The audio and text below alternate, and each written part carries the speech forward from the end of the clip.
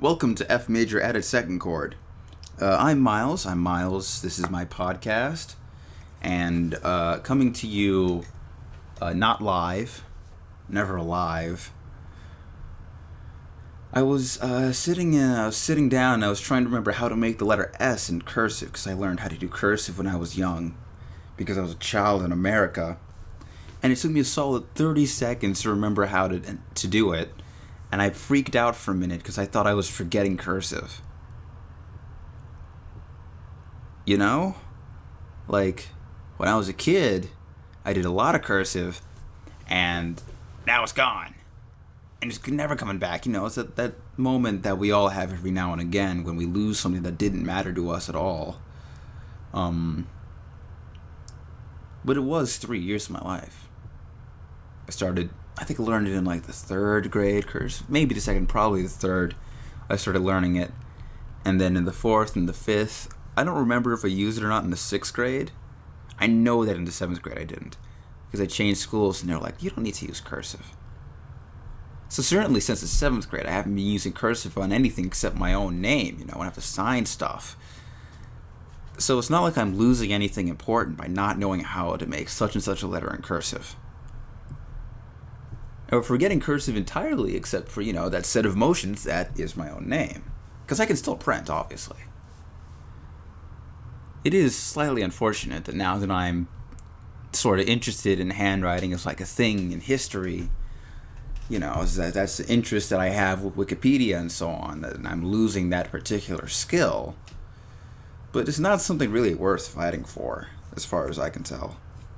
Because I don't have any, like, nostalgia associated with cursive.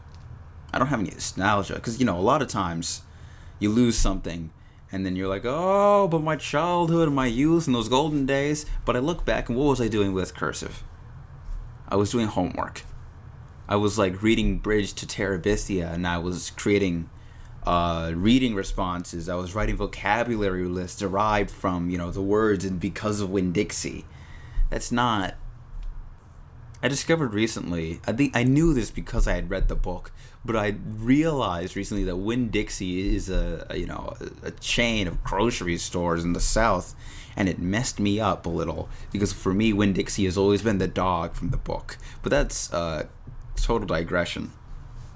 Cursive is gone and not coming back, because I'm not going to, you know, sit down and reteach myself how to do cursive from Handwriting Without Tears or whatever that book was called. I mean, that's, you know, people are afraid that, you know, cursive is dying.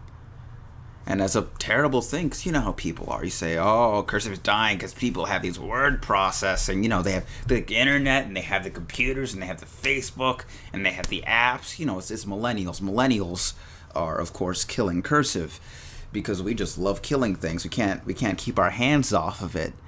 And, you know, people freak out about that, but cursive you could take or leave, honestly. Say whatever you want about, you know, jewelry stores or Blockbuster, but it's not like cursive is, you know, doing an important service that, you know, is going to be sorely missed. As long as, because some people, and bless them, but they're nerds. Nerds are going to continue to keep cursive alive. There are nerds that keep calligraphy alive. And, you know, those are good, solid, honest, hard-working nerds. And I'm glad that they're doing the good work that they do. The majority of us who have no positive associations and aren't really enamored with the aesthetics of Handwriting Without Tears or whatever. I think that was what it was called. The majority of us, you know, whatever. We can do without that sort of thing. Our lives are not terribly deprived without that. You can say, oh, we're losing our cultural heritage. But honestly, how much of our cultural heritage is cursive writing? So much of our cultural heritage is on the internet these days. You don't need cursive to read, you know, the Declaration of Independence. I mean, you need it to understand that it was first written, but no, even then they had printing presses and they printed out copies of the Declaration and gave them around. Everyone's seen those. And the Constitution, shoot, I got a pocket Constitution on my bookshelf. I'm not losing anything there. As long as I can sign my own name, I'm good. There's all these little things you don't think about forgetting. Because when you're a kid, you're learning cursive. Obviously, you're going to need it for the rest of your life because you're 7, you're 8 years old, and your teachers are wise and munificent. And you're just, oh, well, this is going to be an important thing because they keep telling me they do, and they keep telling me that your handwriting needs to get better because I have had and have sloppy handwriting, and it's worse when it's in cursive, believe me, because I can't, just take that quick 30 nanosecond break lifting my pen, just scribble a continuous line. It kills me. But you think these things are going to be important. It's like when you're in math class and there's always you're watching a movie with math class in it, and there's always that smart aleck in the back of the room who's like, when are we ever going to need this? When they're learning trigonometry. And then of course in the movie there's the climactic scene where they need to calculate the angle so that they can fire the projectile to do such and such a thing. It's been a long time since I saw that movie. But of course in real life we don't have to worry about those things. Because our lives are not movies. Our lives are, for the most part, not as pat. They're not as clean. They're not as circular. There's not a continuous line connecting this random thing you're learning at this given moment and your future success, your moment of glory. There's not a continuous line there. Some people are, and those people, books are written about them. But the majority of us do not lead continuous lives. We lead discrete lives. There's little chapters. You go from one thing to another thing that has nothing to do with it.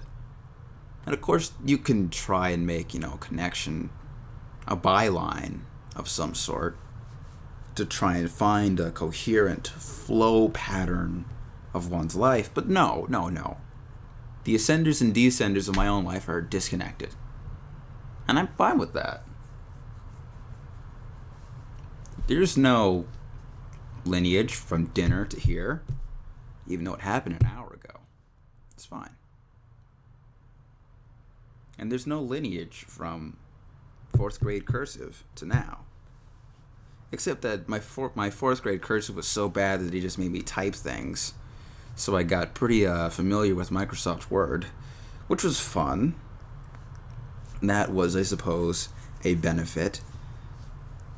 But come on, that's a stretch. You might as well say that that the fact that I'm wearing shorts right now is a consequence of the fact that when I was younger I wore shorts. That makes absolutely no sense. I like shorts less now than I did then. But that's neither here nor there. That's a terrible metaphor that has nothing to do with anything I was talking about. Like I say, it's discontinuous. It's disjointed. I had to pick up the pen and put it down somewhere else, and I was wrong. I should cut this one off before I run out of ink. Nice talking to you guys. Peace.